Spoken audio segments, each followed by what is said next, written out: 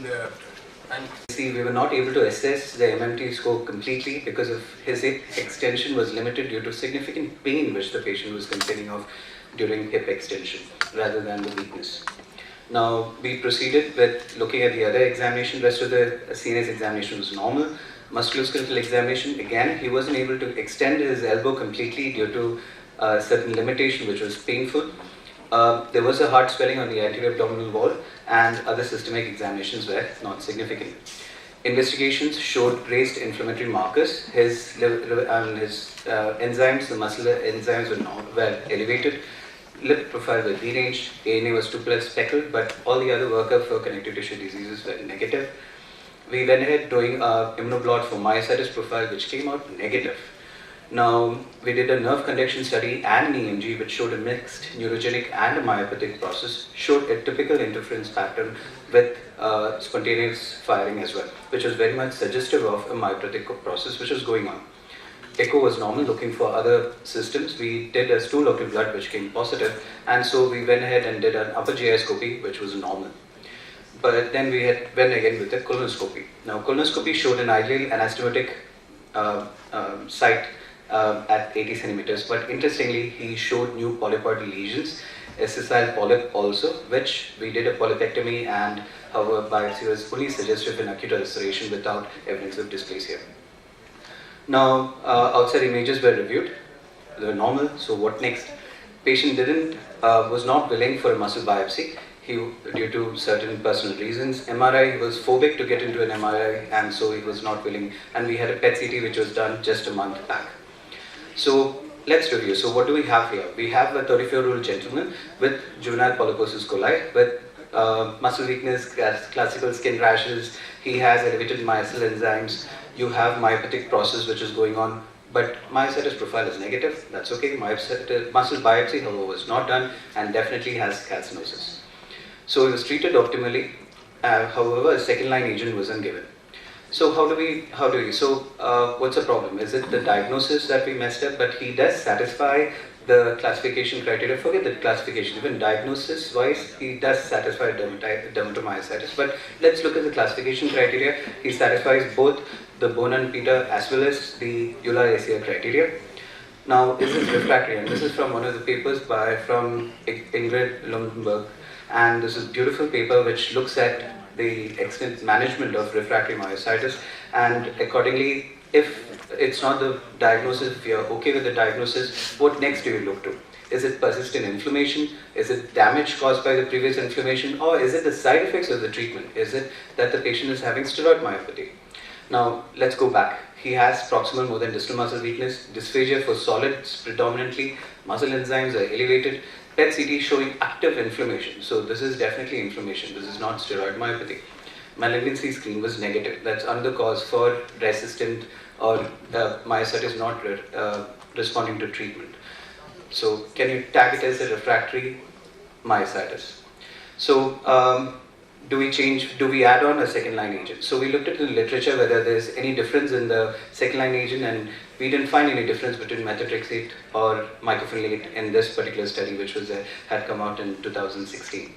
We also did in our center also the study which we did, even in those patients without ILD, we didn't find a difference, but in those patients with ILD, mycophenolate did slightly better than methotrexate. So putting this in mind, we thought we would start the patient on an immunosuppressive agent, but since this is refractory and the patient had dysphagia, we thought we would put the patient on IVIG. So, course in the hospital, patient was treated with IVIG. He was put on 1 mg per kg steroids, methotrexate, skin lesions were treated with topicals, and for the calcinosis, diltiazem, pamidronate injection were given. MMT8 improved slightly. Now, on follow, what happened is, if you saw the last MMT8 was 59, now at 54, 59, it remained more or less the same. No improvement in the muscle weakness, but rather he was recruiting newer symptoms. He was complaining of swelling of the left forearm 2 weeks following discharge, associated with a localized area of persistent pain proximal to the left wrist. Muscle improvement, there was no improvement in the muscle weakness. Skin lesions are really slightly reduced. But it's not time for the response to kick in. We need 3 months, so let's just wait. But if you can see, the muscle enzymes did show improvement. There was improvement in the muscle enzymes. So the upper limb swelling, which we were not very clear and which the patient was significantly complaining of, we did an arterial luminous Doppler, which was normal, and ultrasound just showed some subcutaneous fluid in the subcutaneous plane with thickening. Could be panicleitis or is it calcinosis? Again, he didn't allow us to biopsy, so we didn't know what to do. Now, this time we did a CT, and this showed an eccentric of for the neural mass, if you remember, with PET CT outside. We did a CT chest which showed eccentric soft tissue thickening, and then endoscopic ultrasound was done, which didn't reveal any mass. So we gave the second cycle of IVIG. We hiked up the injectable methotrexate from 15 to 20, added on hydroxychloroquine, increased the dose of diltiazem to 270 milligrams. MMT8 increased to 64. Pain in this and the swelling of the left arm also slightly improved. Now this is follow-up after 2 months. He is recruiting more pain now. Pain swelling over the left thigh region. The forearm pain still persisting. Now there is slight improvement in the muscle weakness. Skin rashes are improving. Calcinosis status quo. MMT8 increased to 69. If you look at the muscle enzymes also, muscle enzymes are showing normality. Slight increase in the CRP, but other than for which nothing else. Ultrasound again not conclusive.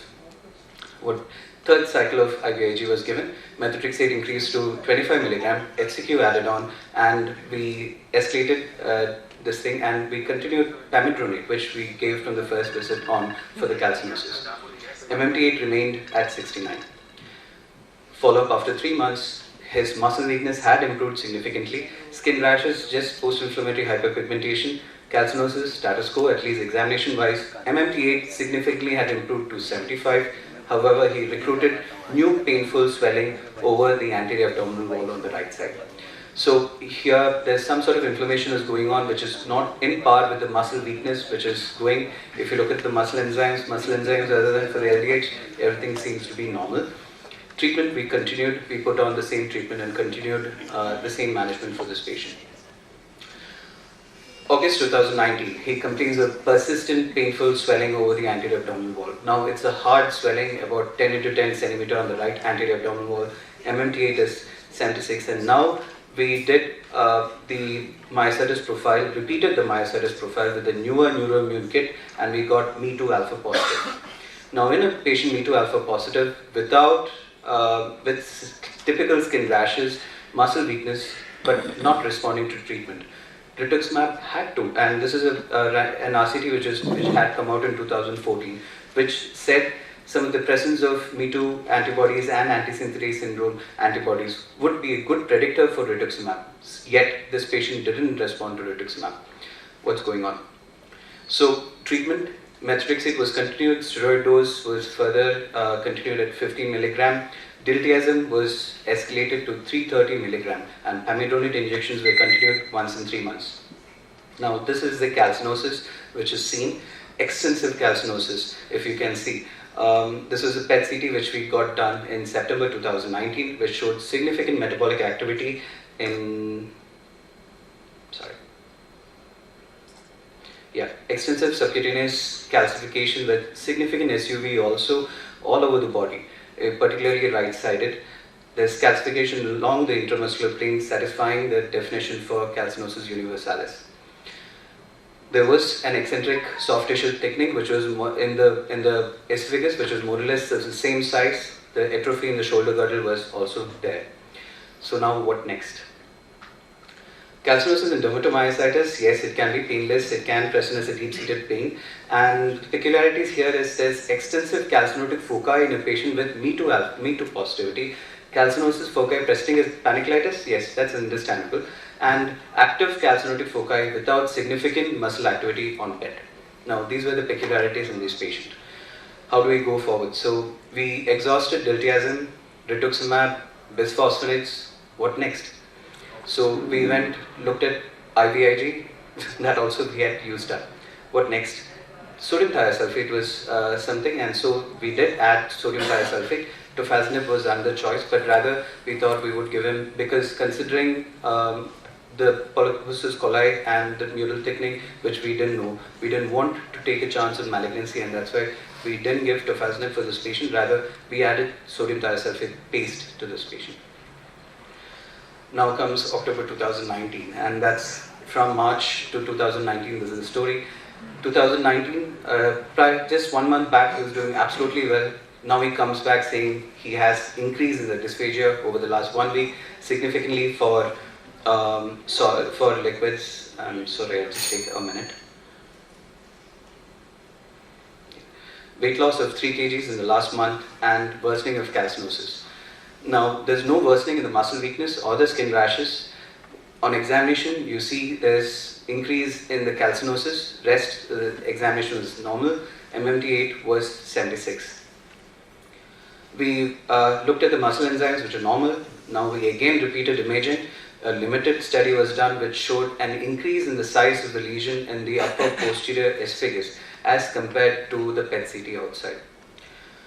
Our cards on malignancy was very high, and this was further enhanced by this upper GI endoscopy, which showed a stricture which was not there previously. In the previous endoscopy, which was done 6 months back, stricture was not there, and this stricture was there at 22 centimeters from the incisor, beyond which the scope couldn't be negotiated.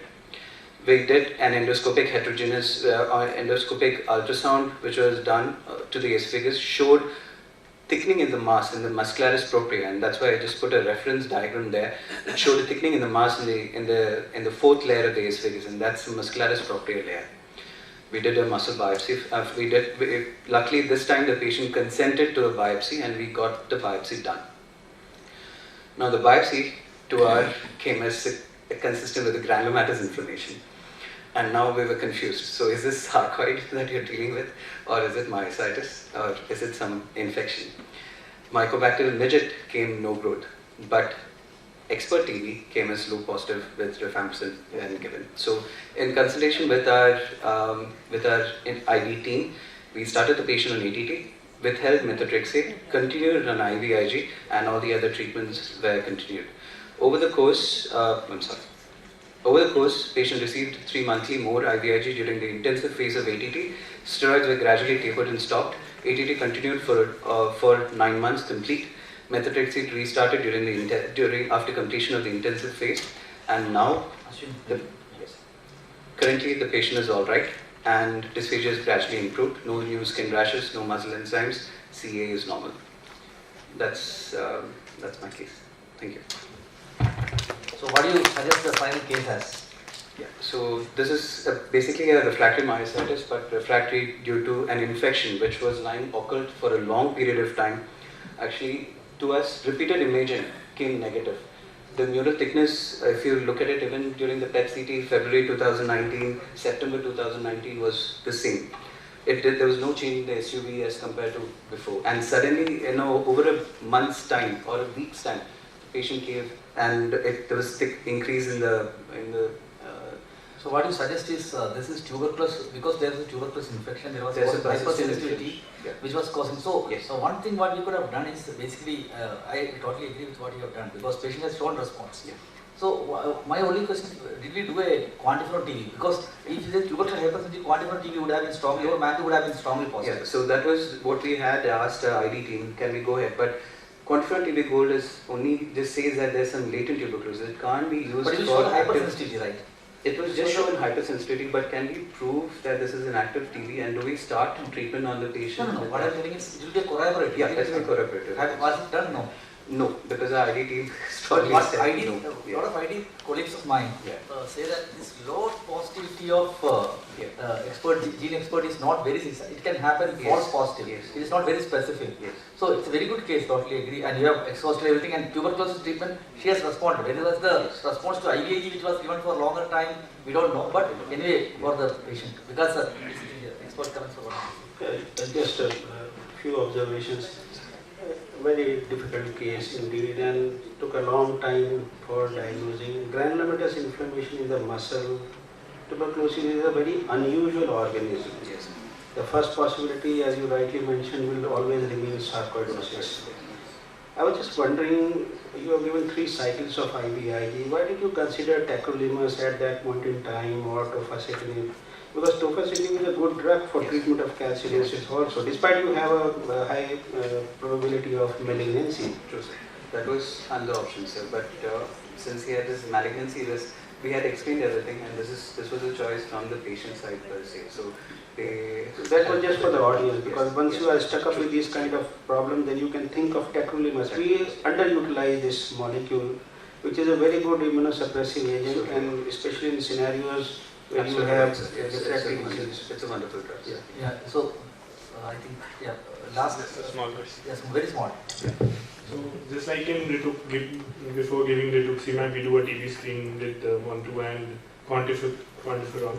Isn't it a learning point that before IVIG also, maybe it's a... No, IVIG, see, rituximab also, rituximab... No, but then in this case, the immunosuppression kept going on and it worsened the tuberculosis.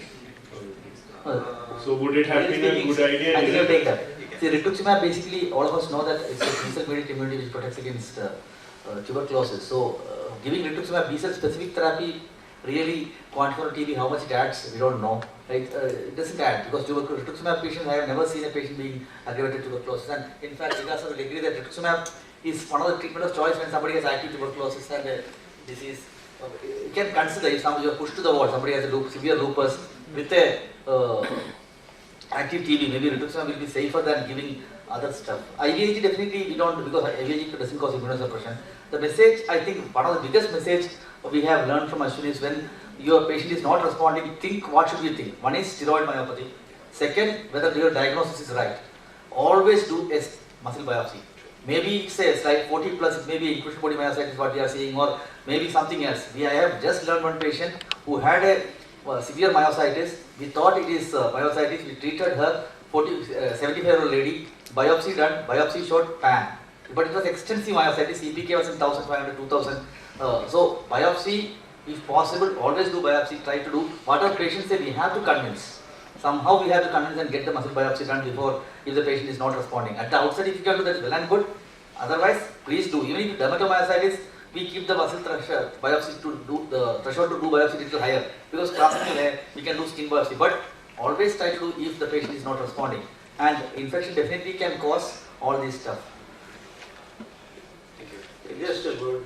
I'll have a difference of opinion. Even for any kind of immunosuppression, please go ahead with a TB screening, whatever, whether band 2 or whether quantiferon gold. So should we treat the reason I am telling is that we are seeing a lot of tuberculosis after the usage of tofacitinib. Very nice. So be very careful.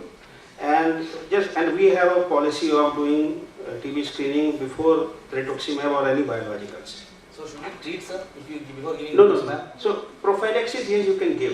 If it is more than 10 millimeters. Preventive therapy is there now. Like 4 months you can give the... Now it has changed. Weekly therapy has come. That's when rifapentin will be available. Yeah, it's available already. It's already came available. So let's move to the next talk. None other than the big boss, Dr. Vikas sir. He has always mentored us in scleroderma. So we are going to hear from him, current and future, because he's working on a lot of anti-fibrotic targets. Over to you, sir. Yes, thank you, Shinoy. And because I have been allotted only 15 minutes, so I'll quickly go over. Nothing to disclose. We know that. Can you have it? Yeah. Fibroblast is the key cell for reducing the fibrosis. And when fibroblasts are generally quiescent, but when they receive a stimulus in form of either a cytokine or any other signaling molecule or activation of some kinases, they convert into an activated phenotype, that is myofibroblast. The marker for myofibroblast is only one, alpha smooth muscle actin. This is just if you take home message for that. But what happens when this fibroblast is getting converted into a myofibroblast? The major potent stimulus is transforming growth factor beta cytokine. And what it does, it has got two types of signaling. One is canonical signaling and another is non-canonical signaling. Because once you read papers on fibrosis, you get confused. Somebody is mentioning about JNK kinases, somebody is mentioning about MAP kinases. So I've just listed here in this figure from Nature. What happens? The canonical signaling actually leads to phosphorylation of SMAD234, and this goes inside the nucleus and causes upregulation of profibrotic genes. Whereas non-canonical signaling, which are various MAP kinases, they can come from TGF-beta and they can come from other sources like PDGF or 5-hydroxytryptamine. They culminate on phosphorylation of STAT3. So if you want to see a potential antifibrotic drug, see whether it can reverse phosphorylation of SMAD3 or phosphorylation of STAT3. So this is just a take-home message for the audience here. And besides this, there are numerous other stimuli which activate fibroblasts to convert into a myofibroblast. They are both cells of innate as well as adaptive immunity, and various cytokines including IL-17, IL-4, IL-13 and others. So I will start from the B cell, because B cells also play a role in fibrosis, and people have demonstrated that scleroderma skin has got a lot of infiltration of B cells. And this very elegant paper coming from IPGMER Kolkata from Professor Parashar Ghosh's group actually compared the efficacy of rituximab versus cyclophosphamide head to head. They recruited 64 patients, out of which 60 completed the study, and their primary endpoint was improvement in forced vital capacity percentage predicted at 24 weeks. They used a typical rituximab dose of 2 grams, day 1 and day 15, and compared it with cyclophosphamide, which was given at a dose of 500 mg per meter square 4 weekly for 24 weeks. So what they reported was that the efficacy of rituximab was superior to cyclophosphamide, and it not only improved the forced vital capacity but also improved the modified Rodnan skin score and 6-minute walk test also. Also there was less number of infections in the rituximab group. So rituximab was safe and effective alternative to cyclophosphamide. Then another cytokine which has been believed is IL-6, because IL-6 leads to phosphorylation of STAT3, which is a culmination point of the non-canonical signaling of TGF-beta. So tocilizumab has been tried and has been discussed and has been recently approved by FDA, but let's look into this study more thoroughly. The dose used was 162 mg subcutaneously weekly for 48 weeks, and it was a double-blind RCT. The primary endpoint was improvement in modified Rodnan skin score from baseline. What it reported was that the modified Rodnan skin scores didn't improve. The primary endpoint was not met. However, patients who had got interstitial lung disease, their lung functions stabilized. That 30% of the patients in the placebo group were having improvement in the forced vital capacity predicted, compared to 50% in those who have received tocilizumab. So the conclusion of the study was that primary endpoint was not met, however lung functions stabilized. But we need to be very careful, because tocilizumab leads to severe sepsis without mounting any kind of clinical symptoms. Other drug which I want to discuss is about abatacept, because I have listed earlier that a lot of T cells are actually playing a role in fibrosis. So we can sort of make them less active or deactivate them by the usage of abatacept. And again here the primary endpoint was improvement in modified Rodnan skin score. However, this trial of around 88 patients didn't meet the primary endpoint, that is, the skin scores were not significantly improved as compared to the placebo arm. However, post hoc analysis did reveal that ACR combined response index scores for of cystic sclerosis were improved. Again, there was less infections as compared to the placebo group, so it was reported that abatacept was well tolerated, but however, primary endpoint was not met. Another molecule which caught my eye is lenabasum, which is a cannabinoid, and it binds to cannabinoid receptor 2. The cannabinoid receptor 2 is not having any kind of psychoactive stimulation, it is not expressed in the neurons, whereas this CB2 actually leads to decrease in inflammation and also has got anti-fibrotic downstream signaling. So they have used these 4 dosage which I have listed here, and this was a short trial of 16 weeks in a very small number of patients, where 27 patients had actually received this molecule. So by the end of this trial, it was reported that patients who have received this lenabasum, they had improvement in the composite score, that is composite response index score of systemic sclerosis, and also showed some improvement in physician as well as patient global assessment of disease activity. They had done some gene scoring from the skin biopsies of the patient before and after lenabasum, and that also reported favorable genetic changes, which I am not discussing here. So these are the potential drugs which are in trial and may be available soon, but we need to make our very sort of careful choice about this. What are the future molecules which are likely to become active or active for therapy? So what I believe is that this paper caught my eye simply because when there is an injury, fibroblasts are getting converted into myofibroblasts. And these myofibroblasts start expressing death receptor 4 and 5. Why? Because as soon as the healing is completed, there is no role of myofibroblasts. So they have to die down. And death receptors, when they bind to their ligand, they undergo apoptosis. This is what is natural healing like. And this is what we want. So what are the ligands for these death receptors? These are trails. Trails are TNF related apoptosis inducing ligand, which are being used to treat various tumors. Because immune cells, when they express these trails, they kill the tumor cells. So people are using trails for treatment of various malignancies, and some of these trails have actually failed in treatment of malignancies, and they were used to try out in the dermal fibroblast of the systemic sclerosis patients. So here look at the red bars. All the red bars are going up. That means there is expression of death receptors in the fibrotic fibroblast or the fibrotic skin of patients who have got systemic sclerosis. Look at these on the right side. There are two animal models. The above one is a bleomycin induced model of skin fibrosis.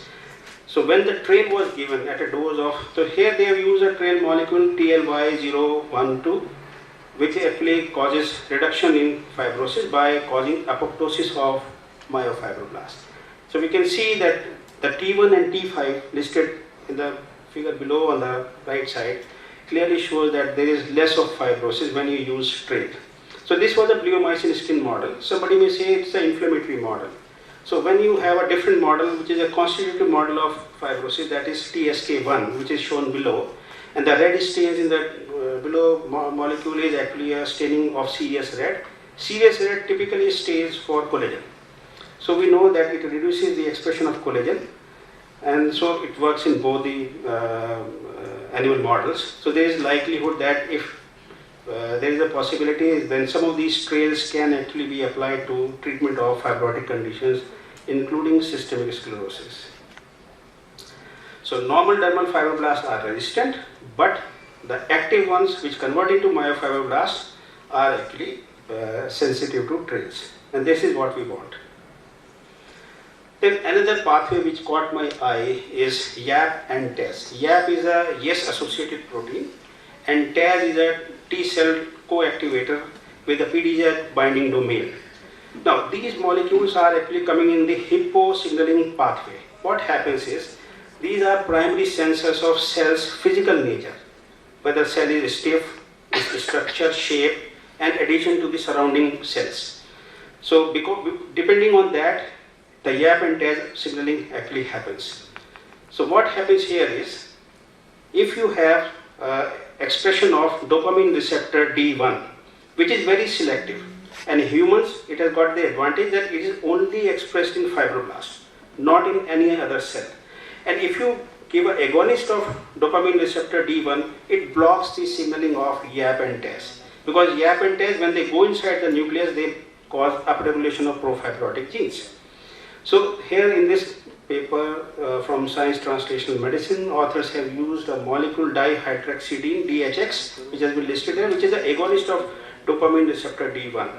And it clearly shows that when you apply this, the YAP and TAZ, the CTGF and the other profibrotic protein expression goes down.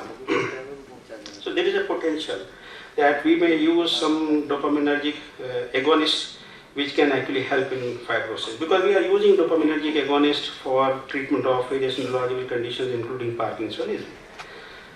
Not only this, in the pulmonary fibrosis model also, it has been shown that if you use dihydroxidine, you can reduce pulmonary fibrosis as well. So in this, the green ones are actually representing the expression of alpha smooth muscle actin, which is definitely reduced after treatment with dihydroxidine once you induce a bleomycin induced lung fibrosis model. So potentially this could be a future target for treatment of fibrosis. I just thought I'll list some of our own work.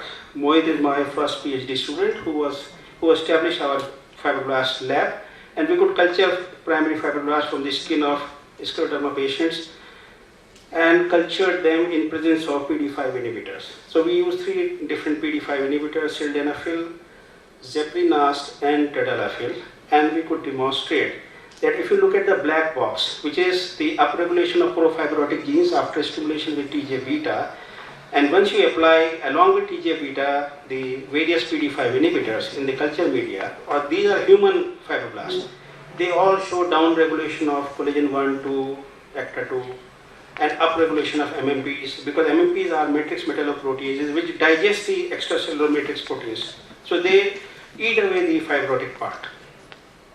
So that was real-time PCR data, but that was also corroborated by our Western blot showing that not only qPCR but also the protein expression is changing with the use of PD5 inhibitors.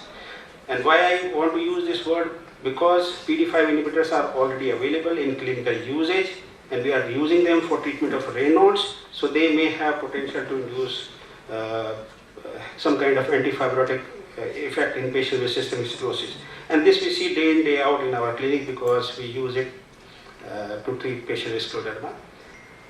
Sakir did this study where he actually used PD5 inhibitor and did a skin biopsy before and after 6 months of treatment of PD5 inhibitor tadalafil.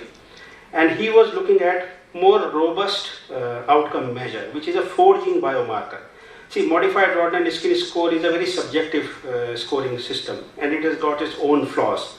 But Lafaya has published a paper in 2011 in Arthritis Rheumatology where he has shown that 4-gene biomarker goes up and down with the change in modified Rodnan skin score, and it should be used as an outcome measure in clinical trials for efficacy of a molecule to treat fibrosis in systemic sclerosis. So what he did was that 12 patients in each group were used, one in routine care and another one in routine plus tadalafil, and he could demonstrate that modified Rodnan skin score improved significantly after 6 months of treatment with routine care plus tadalafil. Not only that, the 4-gene biomarker, the 4 genes used here were thrombospondin 1, SIGLEC1, interferon-inducible gene 44 and COMP. So out of 4 genes, 3 genes actually improved. And the 4th gene, that is thrombospondin 1, also showed a trend towards improvement. Whereas in the routine care, the 4 gene actually tend to increase after without tadalafil.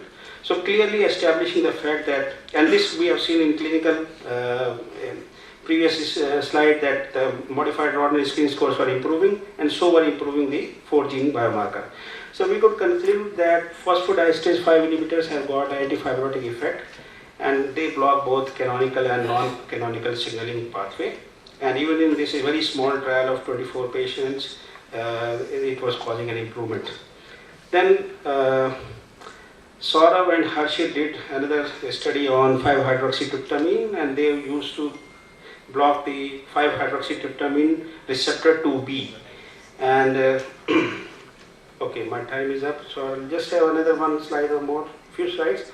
So they could demonstrate that with the use of 5-hydroxytryptamine blockers, the expression of profibrotic genes was going down by qPCR as well as by Western blot. And another paper which was published earlier than our study in Journal Experimental Medicine has already showed in animal model that if you block 5-hydroxytryptamine 2B receptor, the skin fibrosis in mouse actually goes down. So the take-home message from my presentation today is that though there is data from existing biological disease-modifying agents showing some kind of efficacy, but we need to be more careful in using these molecules. Emerging newer targets are reported every day. There are hundreds of many targets. So possibly in near future we should have something that can actually break this deadlock. And as we have seen, repurposing of some of the molecules should always be looked for having some kind of antifibrotic effect. So these are the people who actually helped us out. Shinoy was the one who introduced us to the tadalafil, because I was not aware of this molecule. I was only aware of sildenafil by the time. It was 2007. and rest of my students in the lab were actually doing some of the other part of the projects that I have shown some results to you. So with this, I would like to conclude. I would like to have some comments and questions or suggestions. Thank you. Thank you, sir, for such an excellent talk on such a much needed topic, future targets of scleroderma. So now the session is open to questions from the audience. So I wanted to ask you, it was an excellent talk and about would you use rituximab upfront in early scleroderma ILD, or would you use it also as salvage? I mean, both the questions. Yeah.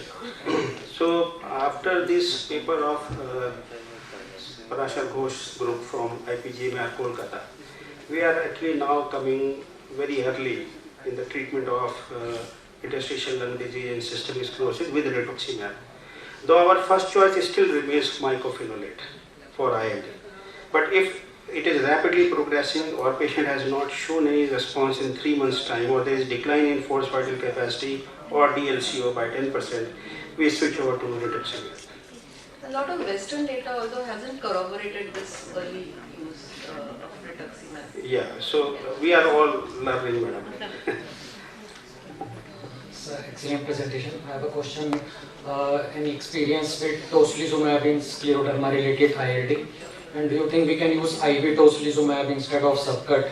Like in GCA, 6 mg per kg has been used, where the 162 mg every week has been used. And between tocilizumab and rituximab, if there is this phenotype where patients are having high CRP with ILD, so will that change your decision to prefer tocilizumab over rituximab? Yeah. So I'll just start with, we are not even very sort of comfortable in using tocilizumab even in Still's patient.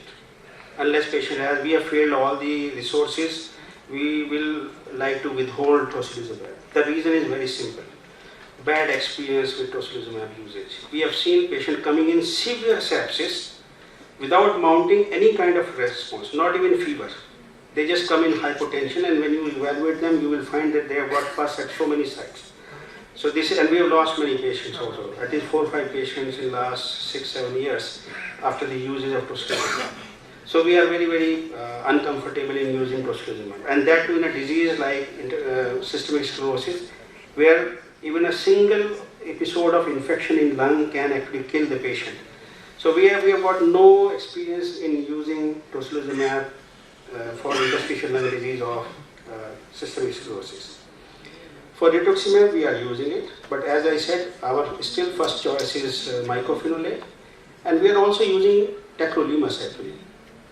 Because calcineurin inhibitors, if you look at the history, you will find that it has been reported to have a good antifibrotic effect.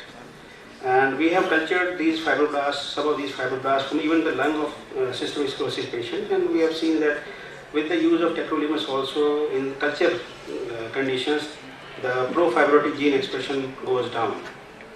So we need to be conservative. But yes, everybody can develop their own algorithm, how to go about it. I don't know whether Shinoy has got some experience in using of tocilizumab. Tocilizumab, I also, like sir said, tocilizumab, I don't use because I am not convinced with the data. Because I think, sir, I always, recital trial has been recently published. Rituximab versus IV cyclophosphamide. It is non-inferior, both are same. So rituximab is not superior. So, and sir will definitely agree, those patients whom we catch very early and give cyclophosphamide early in the disease, they do extremely well in long term. That's what I have seen. I don't know. Mycophenolate is still my first choice. If it fails, combine with rituximab. Sir, only one last question. What don't you think tofacitinib will be a good target?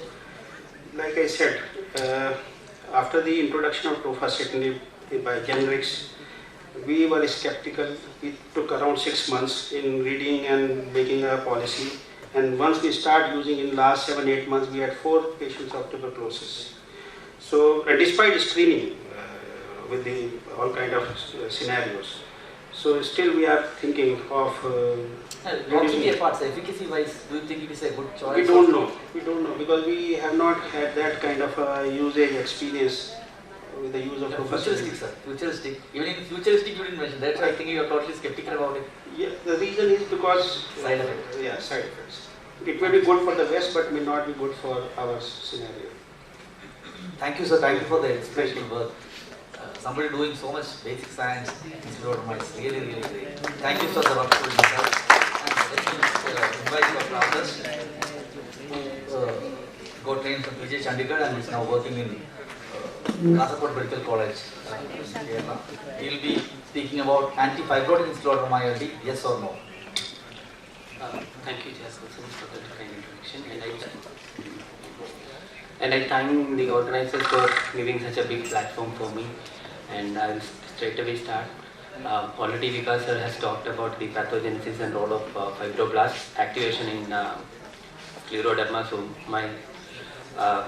this is a little more easy for me. So pathogenesis of SSC scleroderma revolves around four things. First one is vascular damage and the vasculopathy, which causes endothelial cell activation and vascular damage, and autoimmunity and inflammation, and ultimately causing fibroblast activation, fibroblast differentiation to myofibroblast, and extracellular matrix production, and leading on to the terminal event of fibrosis. So for the treatment of this fibrosis, so we can target any of this. We can target the vasculopathy part, we can target the inflammation, and also we can directly target the fibrosis. We already have enough evidence on targeting the inflammatory pathway, the immune activation pathway. We have SLS 1 and 2 trials giving us enough evidence for mycophenolate mofetil, cyclophosphamide. We have first-in trial for IL-6 antagonism, and we have enough evidence for rituximab. But the evidence on directly targeting the fibrosis or the final end pathway is limited. And first of all, they came from the preclinical data. Preclinical data on the animal models, which include tight skin mouse, as well as the GVHD mouse model. We have evidence for pirfenidone and mildenafil that it reduces, it prevents the progression of fibrosis in the animal models. And clinical evidence, the first of the clinical evidence came from the Lotus trial, which was a dose titration trial for pirfenidone. They used the 2-weekly titration and 4-weekly titration, and they have shown that the pirfenidone was well tolerated by patients with scleroderma, and there was a trend towards prevention of progression of fibrosis in such patients, although that was not the outcome measure in the study. But then came the SLS3 trial.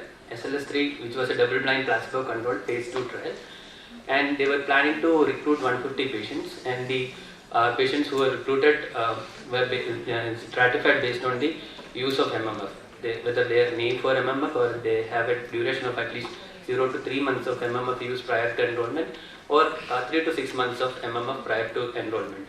They could only enroll 51 patients, and the trial was terminated because further enrollment was not possible due to COVID-19, and the strict inclusion criteria of stratification based on MMF use was not possible for further enrollment. So 51 patients could be enrolled, and the data showed that at 6 months there was a rapid improvement in fibrosis, and which was clinically significant.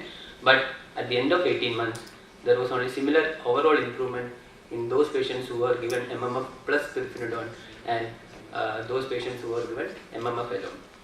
And those patients in whom pirfenidone was given, 74% had any adverse events, and predominantly diarrhea. And we know that scleroderma is a disease where GI intolerance is a part of the disease, and it is very disturbing. And having 75% of patients having a diarrhea as a predominant symptom was difficult thing. And probably that may also added to the discontinuation of their trial, but it was given as COVID-19 as a reason for this one. And this came in ACR abstract, the recent ACR abstracts, and we are expecting the final publication soon. And there was a trial from PGI which they have given pirfenidone along with MMF for patients, and 17 patients in each group, and they also showed that there was not much improvement in prevention of decline of FVC, nor in 6-minute walk distance or MRSS score. And they also showed that the serum, although it is not a good marker to do serum markers to TGF beta and serum TNF alpha in patients whom the pirfenidone was given. And then came nintedanib. Nintedanib already had shown, we know that the inbuilt trial has shown that IPF is a very good drug to prevent progression of fibrosis in IPF.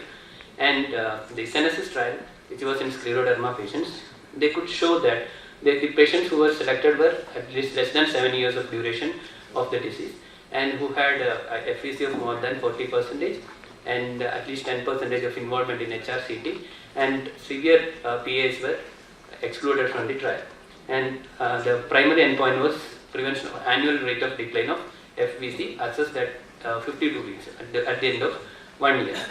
So, and they could show that there was a difference in at least 40 ml in those patients who were given nintedanib. And out of the patients who were enrolled, around half of them were using MMR and half of them were not using MMR.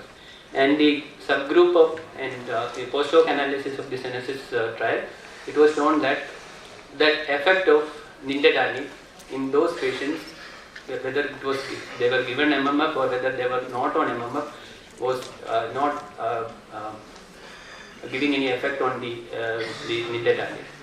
The effect was irrespective of use of MMF. But in those patients who were given MMF had better decline. You can see that those patients who were taking mycophenolate methadone, the rate of decline was around 40 ml per year, and while the patients who were not taking MMF, the rate of decline was around 63 ml. And we know that previously I showed SLS3 trial. At the end of 6 months, there was very good improvement in fibrosis, but at the end of 18 months, the effect was weaned off. But in Senesis trial, what they did was they continued with this nintedanib in those patients, and they restarted nintedanib in those patients who were on placebo. So, and they were followed up for a period of 1 year. Here you can see that in Senesis, for nintedanib, the decline was around 40 ml per year, and for placebo it was around 100 ml per year. And when the nintedanib was continued in those in the first patients, the effect was almost maintained at the end of 2 years also. The fall was around 58.3 ml. And those patients whom nintedanib was restarted after placebo, their decline rate reduced from 100 ml to 44 ml. So the effect of nintedanib was continued throughout the 2 years, and even in those patients whom nintedanib was started later, they had a good effect on prevention of progression of ILD. Here also, at the end of 2 years, the dropout rate for Senesis was 16% against 8% in the placebo. That 16% of the patients withdrew from the trial because of the adverse events. But when nintedanib was continued in those patients who were tolerating nintedanib for 1 year, at the end of 4 years, only 4% extra stopped the drug. So, if the patient is tolerating nintedanib, and we can continue it for at least 2 years, and the effect was maintained throughout 2 years in the progression of prevention of progression of ILD. But it was not having any effect on other non-pulmonary manifestations of fibrosis like MRSS. The skin didn't change, it didn't improve the quality of life, it didn't improve the respiratory quotients. So it was only the fibrosis which was prevented by nintedanib. It was not giving any quality benefit to the patient, but it was preventing the progression of fibrosis. And then we have so many other targets which directly target TGF. These are the 2 drugs which we have significant clinical evidence, but there are other drugs like riociguat. We know that it is used in pulmonary artery hypertension. The RISE-SSC study had shown, although there was no change in MRSS, but there was some improvement in the FVC. And directly targeting TGF-beta1 through metelimumab, but there was no evidence for efficacy, and there were more serious adverse effects. Presolimumab, which is a pan-TGF-beta targeting TGF-beta 1, 2 and 3. There was rapid downregulation of TGF-beta and gene expression in skin biopsies, and there was improvement in MRSS at the end of 16 weeks, but further trials are awaited. One important target is lysophosphatic acid. It's a lipid mediator, and it's a lipid mediator which affects the fibroblast activation, fibroblast proliferation, its movements, and two drugs. It can be either targeted through autotaxin, which is an enzyme which produces the LPA or lysophosphatic acid, or we can directly target the LPA through LPA receptor antagonism. Siritaxistat, which is an autotaxin inhibitor, it improved MRSS at 24 weeks in a phase 2 trial, and which was thought to be a very good drug to come up, but in phase 3 trial, which was done in IPF, was terminated due to risk concern. So it is less likely that it will come up in scleroderma's phase 3 trial. And one LPA, one receptor antagonist was terminated because of increased incidence of cholecystitis. One is under trial currently, although it had some improvement of MRSS at 8 weeks. Cannabinoid receptor, sir already talked about lenabasum, because cannabinoid receptor they act on the resolution phase of inflammation. So they they fasten the resolution of inflammation. So, but phase 2 trial, which was showing greater improvement in CRIS score at week 16 with the better FVC and MRSS scores, but phase 3 trial, Resolve 1, failed to show any significant difference in CRIS score, MRSS, HAC or FVC percentage at 1 year. This was EULAR 2022 data, and the trial is terminated. So that was an interesting molecule, but I don't think it will come up again. Another one was endocrine inhibitor targeting the vessels, vasculopathy, through abituzumab, but trial was terminated due to poor enrollment, likely due to the adverse events it had. Can we make it? Okay. Other targets like thrombin inhibitors using dabigatran, proteasome inhibitor like bortezomib, and PPAR agonism using lanifibranor, which is a pan-PPAR gamma agonism. There are trials ongoing, but they are not so promising because most of the trials are in 2016-15, but we don't have any. I just checked the clinical trial registry also, but I couldn't find any phase 2, phase 3 trials for lanifibranor. And directly targeting IL-4, IL-13, phase 2 trials is promising, and phase 3 trials are likely to come up. And serotonin antagonism using terguride, this is also a promising drug target. So when we go again, we started with nintedanib, which was promising, but we know there are not much benefit in extra pulmonary manifestations, not much improvement in HAC-DI, and there were so many molecules which were promising, but finally at the phase 3 trials which have gone back. So I don't think it's like exactly back to square one. I will give 1.5. Like nintedanib is still promising, and we have few more molecules which are promising. So it's like, and not just the target. There are so many other things to consider when we think about these targets. What is the role in preclinical scleroderma? Whom should we target? Fibrosis is an end stage. So should we target those patients who had active inflammation in early scleroderma? Should we go for a combination of immunosuppressants, or start with immunosuppressant and then get antifibrotic? And what is the utility in extrapulmonary fibrosis? Should we personalize the treatment using HRCT pattern, autoantibody status? How long should we treat? Because at 6 months there was very good improvement, at 18 months not much improvement with pirfenidone. But so how long should we treat? And the most important, cost benefit, risk benefit. Giving nintedanib for 2 years for maybe around 40 ml difference in a year, whether we should go for that, the risk benefit, these are all to be considered when we think about this one. So there are so much preclinical benchside work going on to get one single molecule that could affect the prognosis of scleroderma patients. So many molecules, like, and ultimately we are getting one molecule which will probably improve the fibrotic process in scleroderma. Thank you.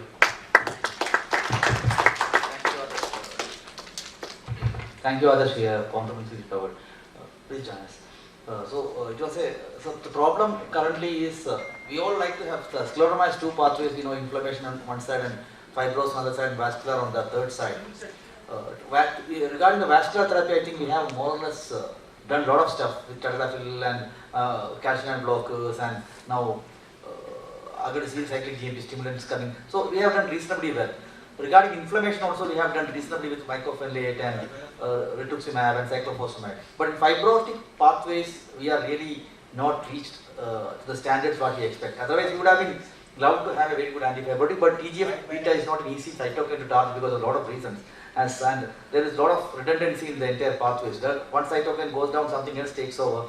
So there are a lot of pathways. So fibrosis, humankind has not really able to crack the way it has. So, but we have to live with what we have currently. We have currently nitidine which has the maximum evidence. So how to use it?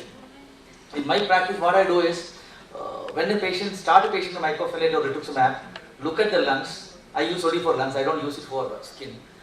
In the lungs, you need use rituximab or mycophenolate. If the patient fails on rituximab and mycophenolate and the ILD progresses, I try to use nitidine as an add-on therapy. That's what how I use. But my experience in nitidine has been extremely disappointing.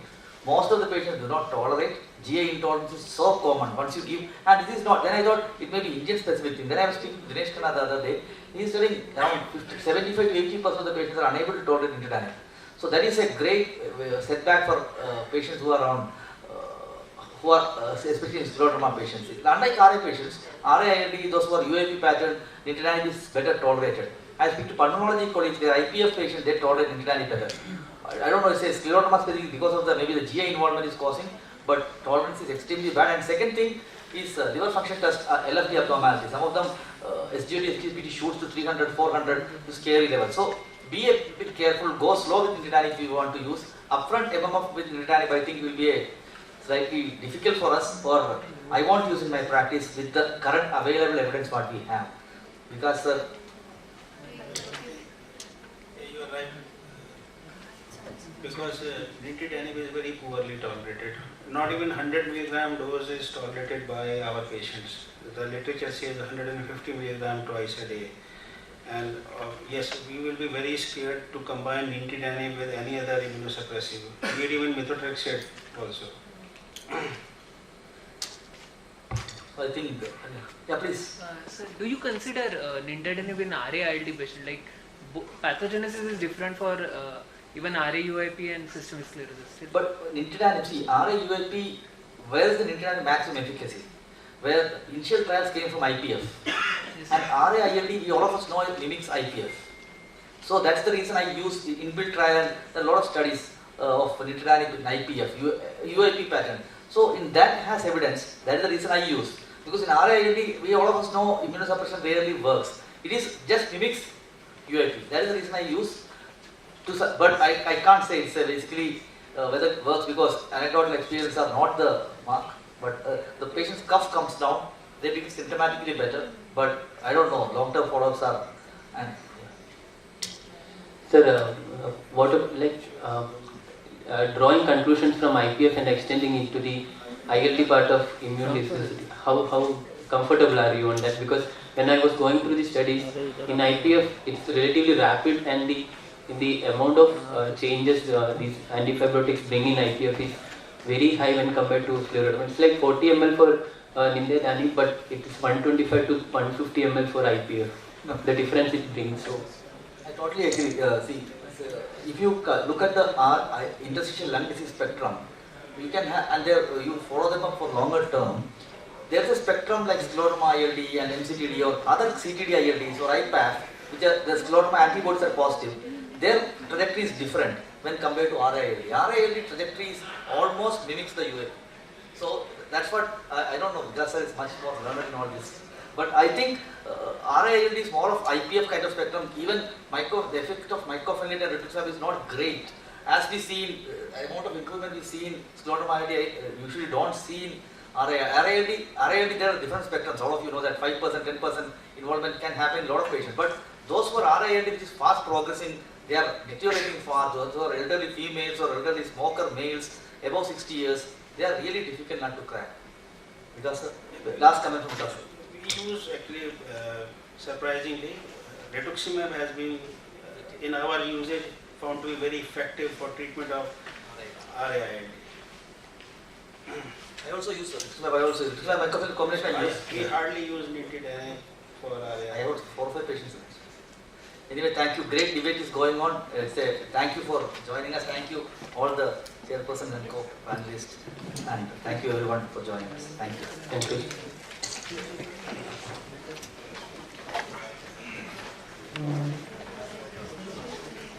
Approved for treatments for osteoporosis with anti-fracture efficacy in a large number of the patients recruited for the hard endpoint. So in this UK guideline, denosumab is positioned as 1A drug for osteoporosis.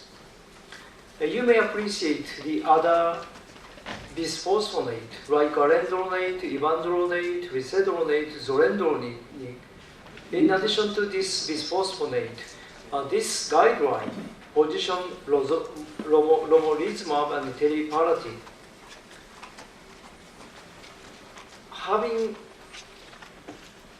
shown such a data of these agents in osteoporosis guideline, how about the bisphosphonate on the rheumatoid arthritis? So this is a very old study, but you can appreciate here. The patient, rheumatoid arthritis, 105 patients were recruited to look at the primary endpoint is the bone mineral density at 12 months. Placebo versus, in this case, amiodarone. As well as the bone mineral density, you can see here that they looked at the erosion score here, joint space narrowing score here. You can compare placebo versus bisphosphonate. There is no change at all. Again, showing you that bisphosphonate did not work at well to prevent joint destruction, erosion, joint space narrowing in rheumatoid arthritis. This is old, but no other study than this was shown up to date. Why?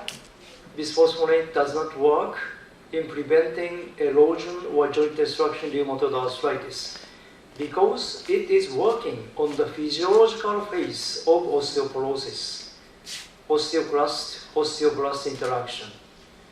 In case of rheumatoid arthritis, you can appreciate here a lot of cytokines, TNF-alpha, IL-6, IL-17, stimulating synovial fibroblasts to produce rankligand by binding rankligand to osteoclast precursor, right here.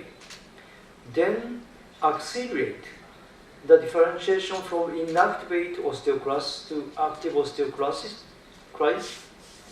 to make erosion in rheumatoid arthritis. This is not physiological, but pathological condition in rheumatoid arthritis. So, we need to change mind, not bisphosphonate, but this story is true. Blockade of rankligand may be buried in rheumatoid arthritis. That is the initial idea. In addition to that, we found that in collagen-induced mouse model, this is the tissue. You may appreciate the osteoclast formation is only observed with rankligand plus TNF, not TNF alone, IL-6 alone, TNF and IL-6 combination, suggesting that osteoclast differentiation in inflammatory condition really needed rankligand in addition to cytokines such as TNF. So, these results may suggest that another interesting idea that osteoclast is playing a role in physiological condition, particularly relating to osteoporosis. However, in inflammatory condition like rheumatoid arthritis, the another bad osteoclasts is there. That is called, we name by arthritis-associated osteoclastogenic macrophages, that is atom cells. So we can illustrate now in pathological conditions such as rheumatoid arthritis, many inflammatory cells go into the joint space to stimulate a variety of cells, including those cells. The monocyte is activated by TNF-alpha, producing TNF-alpha, and activated by MCSF, becoming atom cells, arthritis-associated osteoclastogenic macrophages, to differentiate into the osteoclast. You can appreciate in final stage, the rank ligand and rank interaction should be required. If we can intervene this rank ligand by monoclonal, such as denosumab, may be beneficial. So this is the hypothesis. Rank ligand may play a role. So this is denosumab. I would like to skip a little bit earlier. Again, the cost of denosumab, $200 per 6 months to 3 months. In Japan, only 10 to 30% of the costs are paid by the patients. So this is $20 per 6 months. Very cost effective. So in order to test the efficacy, we randomized to receive denosumab every 6 months, 3 months, 2 months placebo. To look at the joint erosion, you may appreciate here in placebo. There is a progression of disease, joint damage. However, every 6 months orange, every 3 months blue, and every 2 months green, you can statistically significantly inhibit the progression of erosion in this disease. There is only little adverse event right here. No infections at all. So this is safety good as well. So in order to extend this phase 2 trial, we did phase 3 trials. The regulatory authority denied every 2 months. That is too frequent. So as a result in phase 3, we did every 6 months, every 3 months, and placebo. Again, the erosion was statistically significantly inhibited compared to placebo right here. Every 6 months green, and every 3 months light green here. Again, you may appreciate this, the right figure, denosumab does not change at all joint space narrowing progression.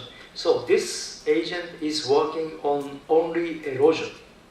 That is one limitation, but still the probability plot of the change in bone erosion, 70% in placebo. However, you can use denosumab every 6 months. This is going up to over 80% every 3 months, 86.3%. This is the final slide, and we can show you that this is the Japan College Rheumatology Guideline for RA. The initial phase MTX, the second biological agent rather than JAK because of the cost and safety. The third phase, bio or JAK. But you may appreciate here this orange box. We can put anti-ligand monoclonal antibody denosumab from the phase 1 to phase 3, every phase. So this is our experience in the clinical trial, supporting the use of anti-rank ligand antibody that is the cost-effective treatment for patients with joint destruction, progressive joint destruction. This is the take-home message. Thank you for your attention. Efficacy and safety, denosumab, approved in Japan. Thank you very much. Thank you, Professor. Thank you, Professor Tekuchi. Please join us on the desk.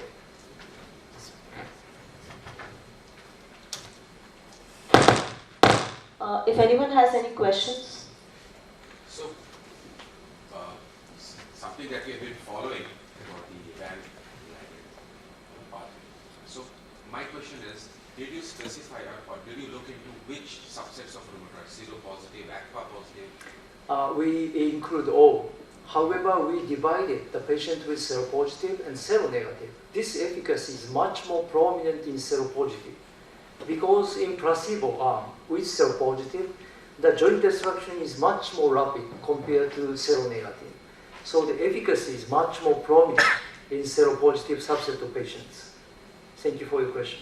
So the next question comes, when do you place this drug? So when the erosions are taking place, so first identification in that phase and then introduction of the drug at that phase rather than when it is... Yes. If the patients have one erosion at least, this drug is much more efficacy, much more a prominent efficacy over the patient without erosion. Because the patient with one erosion at least is much more progressor in terms of the much more rapid progression of the new erosion after that. So the patient with one erosion, that is the timing to introduce this drug. So if the chair permits, last question, again a very brief question. If I have a patient of preclinical RA, but there is erosion with ACPA positivity not manifesting, what is my temptation to use this drug to prevent that erosion? Yeah. Because ACPA can be without clinically manifested. Yeah, I think it's a very good to use this drug. Cost benefit, and may block the new erosion after that. So, sir, if I may ask one question? Since denosumab has no impact, from what I understand, on disease activity. That's right. And since that is obviously for a patient whose disease activity can be controlled, considering that we have very effective drugs to control disease activity, where would you place that? Would you only consider denosumab in patients who have uncontrolled disease with the usual standard of care now, at this point? Yes. In this clinical trial, we enrolled the patients on MTX with moderate disease activity, not high. And we can use any combination of conventional synthetic DMARD on MTX in order to control the disease. So in that control of disease activity, we can prevent the joint erosion by denosumab. So this drug is not aiming for disease control, but stopping the erosion. So another question that I have, that is from the osteoporosis trials. It has been noticed that with discontinuation of denosumab, there is usually, after the 6 months, there is a steep increase in the risk of fractures. So with that setting, especially in a country like ours where compliance tends to be an issue, would you still recommend, what was the impact on BMD and fractures in these patients? Yeah, basically we need to continue to use denosumab. If you stop denosumab, you can add the bisphosphonate for systemic osteoporosis point of view. So your own article about IL-6 inhibition and prevention of osteoporosis as a landmark way. So do you think when we use TNF and methotrexate there and we have erosions, it is there that denosumab will work? But if we are using IL-6 pathway as a monotherapy, we may not require denosumab? Either IL-6 receptor blockade or anti-TNF.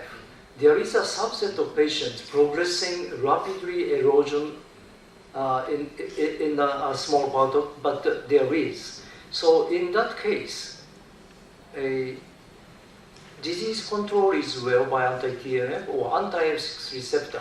However, the erosion is progressing.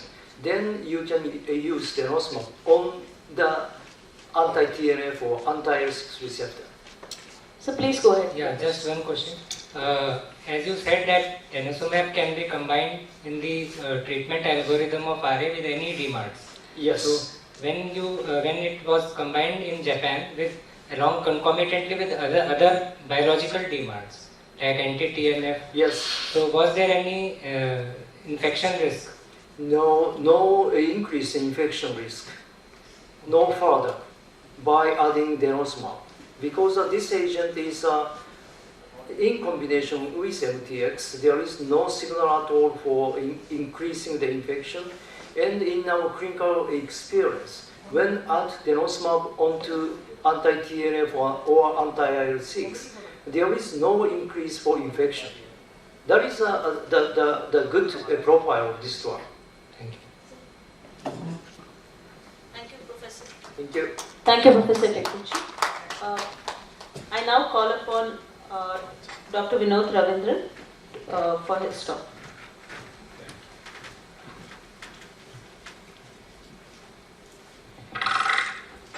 Good evening, everyone, and thank you for staying up till the very last. And yeah, so this is the first disclaimer. So I'm from this city. And the second disclaimer is that whatever I'm going to discuss, I have no first-hand experience at all. And I always rationalize the thin presence, though I'm grateful for all the people who are present here, because they have actually read Sir William Osler's advice that what you can read up by the night, don't wait hours of daylight listening to that. So now, to make it very easy, next year nothing much is going to be exciting as far as new biological agents for rheumatology is concerned. So this is, you can see here that musculoskeletal disorders related new biological development in phase 2, 3 and phase 3 studies is only 4%. Okay, so major thrust you can see is oncology and of course cardiovascular, immune-mediated other diseases, not rheumatological. So, but still there are few exciting molecules, and I will discuss few of them. And then my third disclaimer is that I have great difficulty in pronouncing the names of these biological agents. Right. So the first one is to targeting the granular site macrophage colony stimulating factor, and you have several depending on the pathway you are going to be using. And just to sort of highlight, if you consider the biological and pathological aspects of the disease, ranging from in the joints, the biology we are interested in, it has an exciting role to play.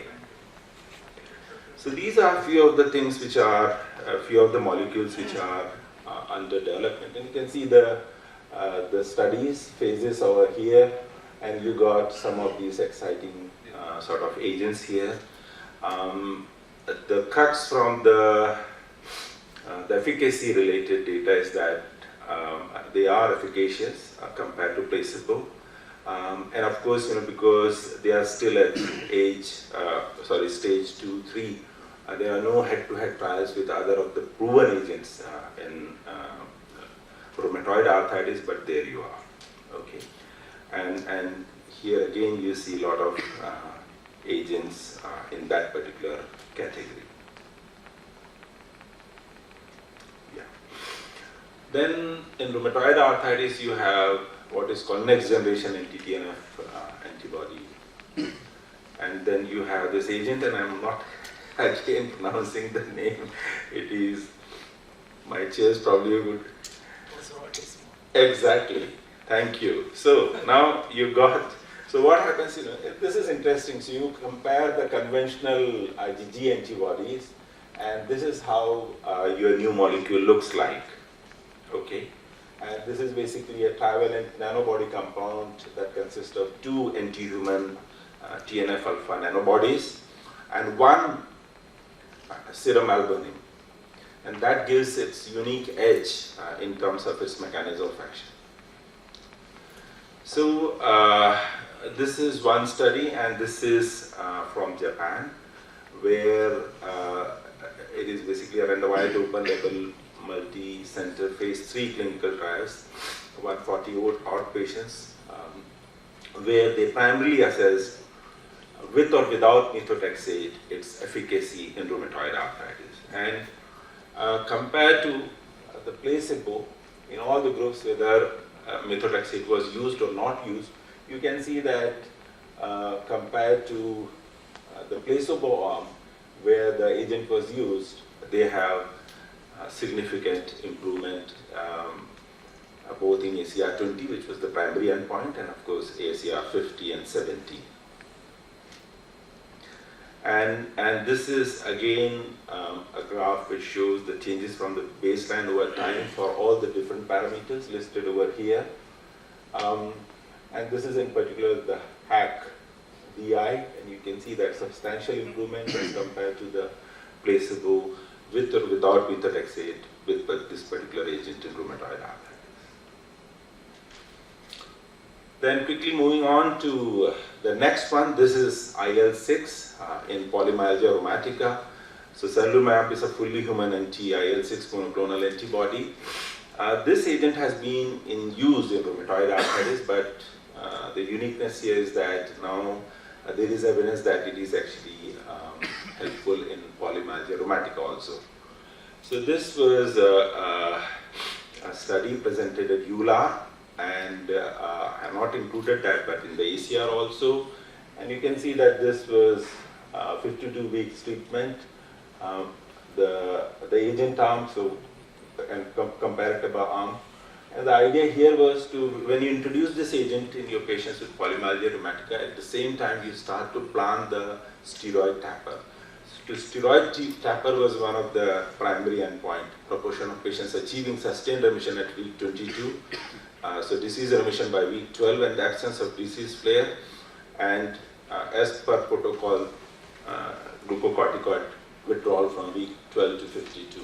So the idea is, if you use this agent, your steroid taper is going to not be detrimental to the disease course. And this is some of the results from this randomized control trial. So if you look at all the parameters, whether you look at sustained remission at week 52, so these are the endpoints as I discussed in the previous slide.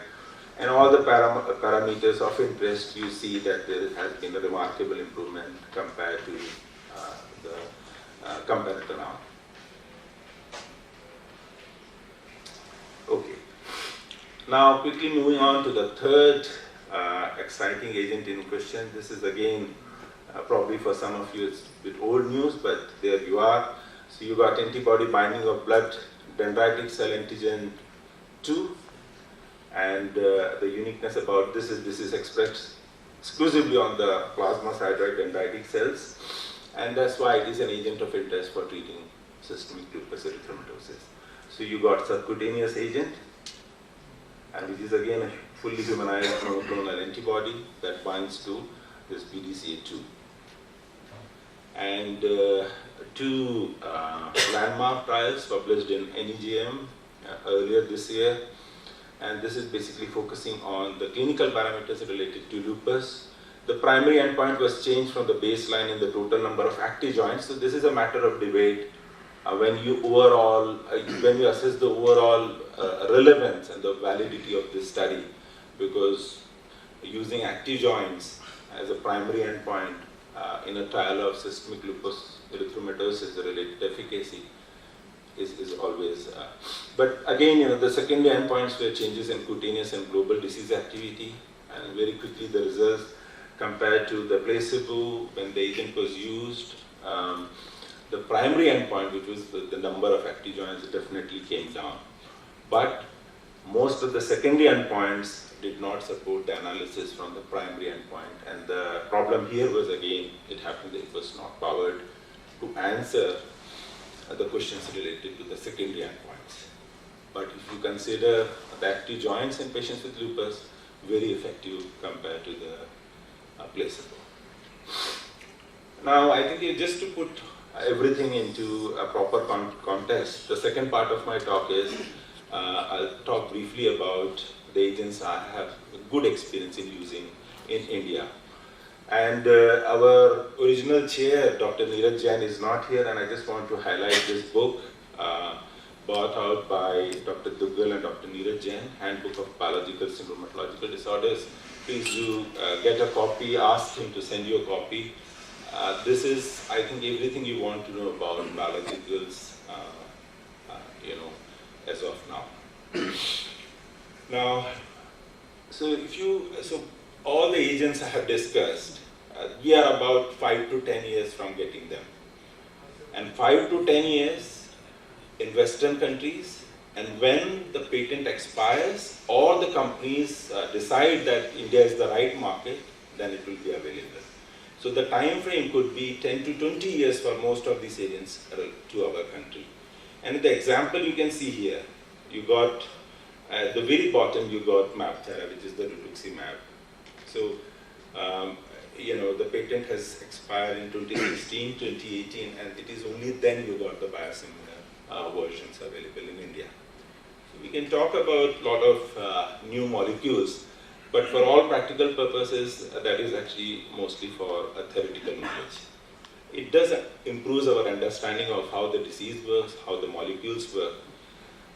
So we have done in India, our colleagues have done substantial work as far as rituximab is concerned. So this is an agent, I remind you, we took up when the patent expired, and even before that, when an Indian company bought out rituximab way back in 2007. So the studies listed here have used both the innovator and the biosimilar version of rituximab. And our own experience related to biosimilar rituximab, and also showing that the seronegativity does not have any impact used in such a way in rheumatoid arthritis. So the point I want to make is that you look at the rituximab usage in India, even after 10, 12 years, you got 75,000 plus patients only. And this is biosimilar and innovators combined. So what we did was a way forward for you.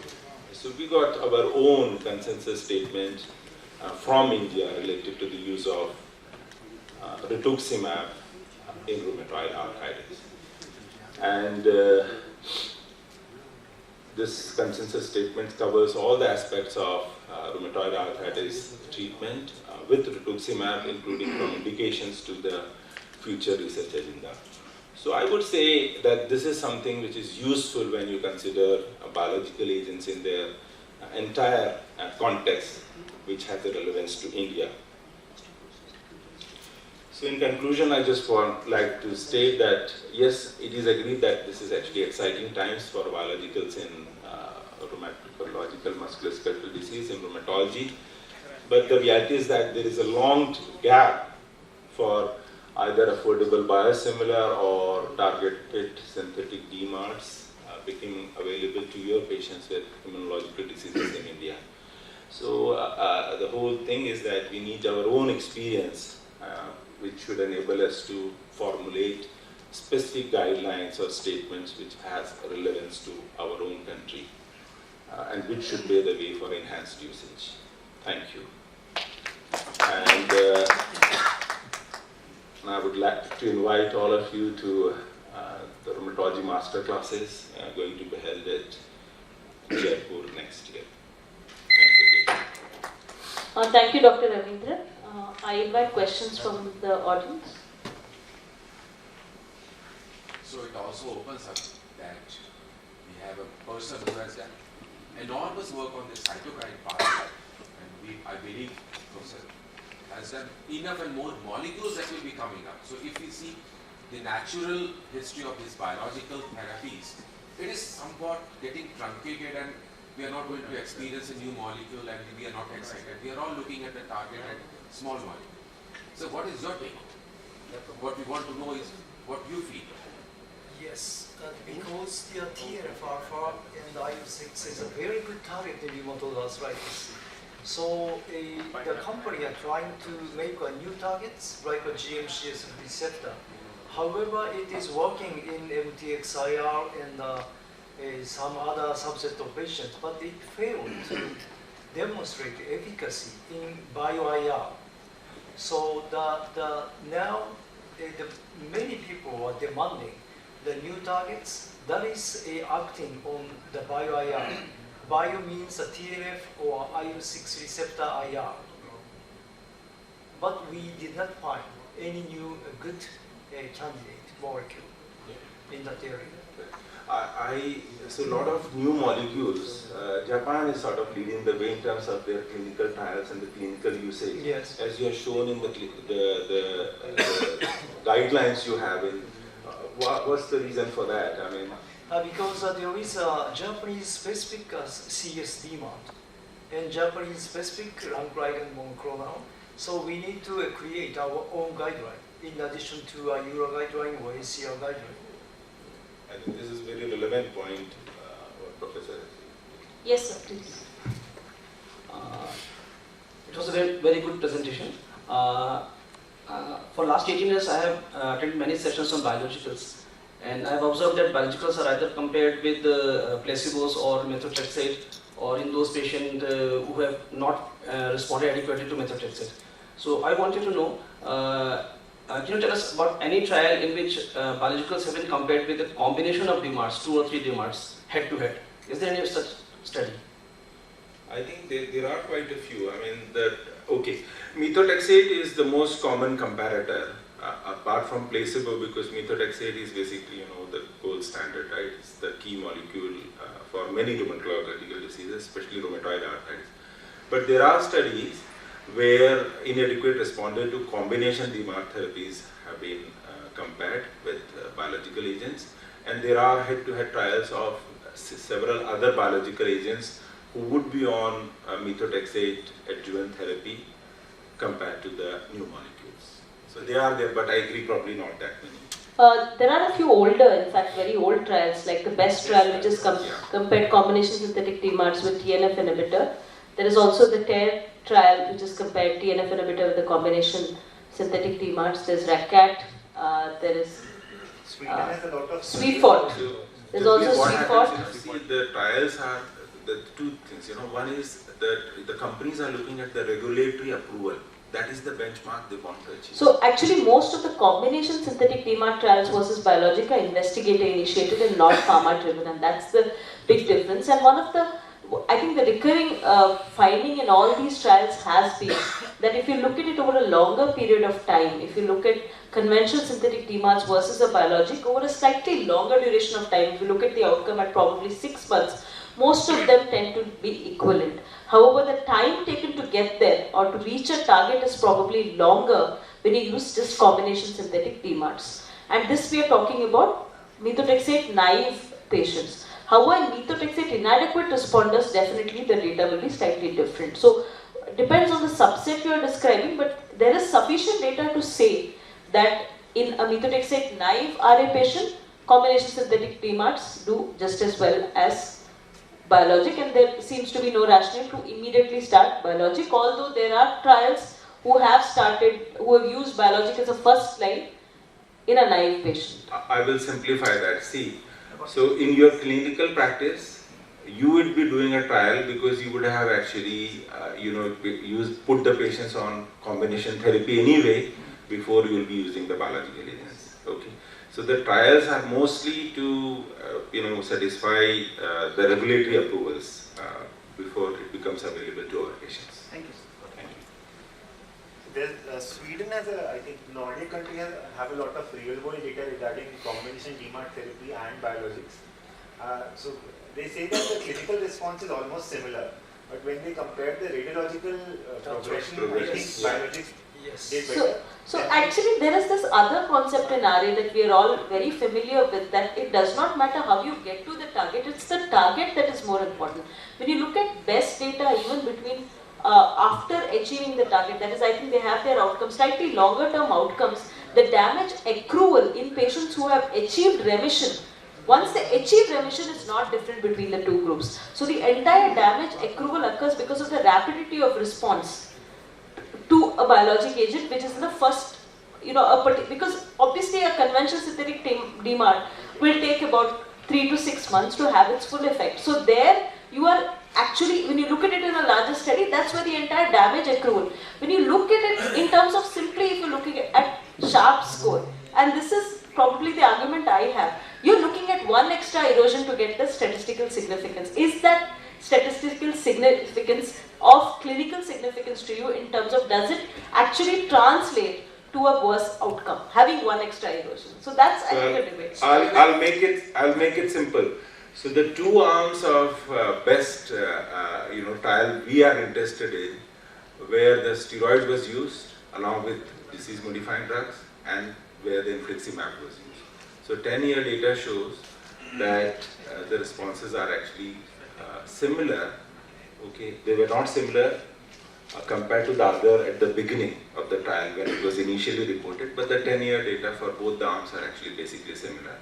So the critical message for all of us, we know that, is just to underscore that it is the initial phase of the disease, reducing the inflammatory burden is paramount. Okay, and that is what the Indian reality is really. We should be working on that. So I'm going to ask Professor Takushi, how do you take train from Tokyo to Osaka? You want the fast train or the slow train? The fast train. The fast train. So the biologicals are required.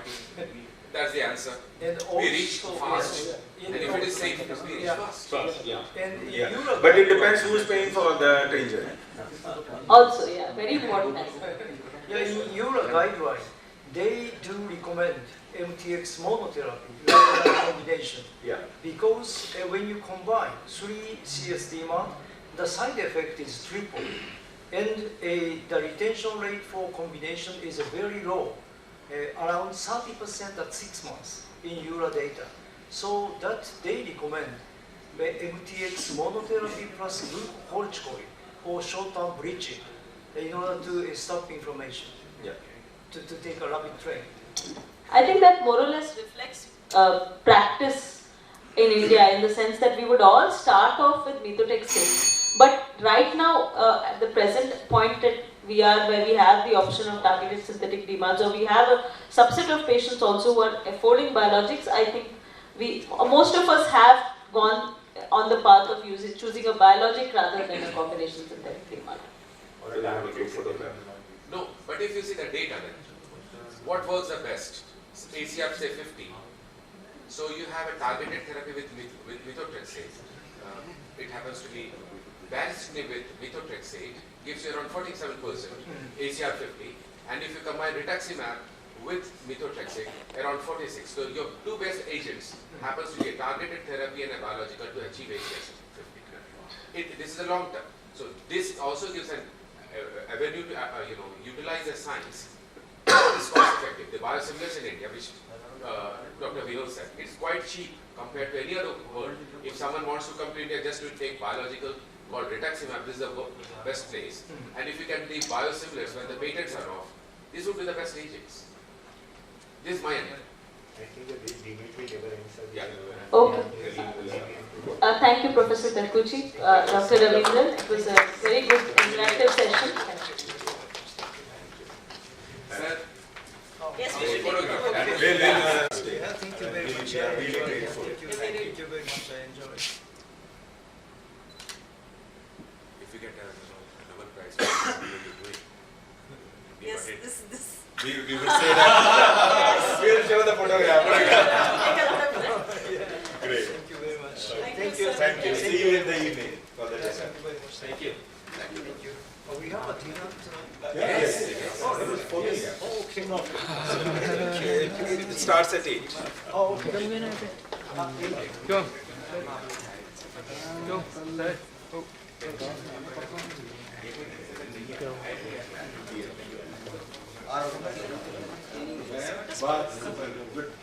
Nice session. Nice.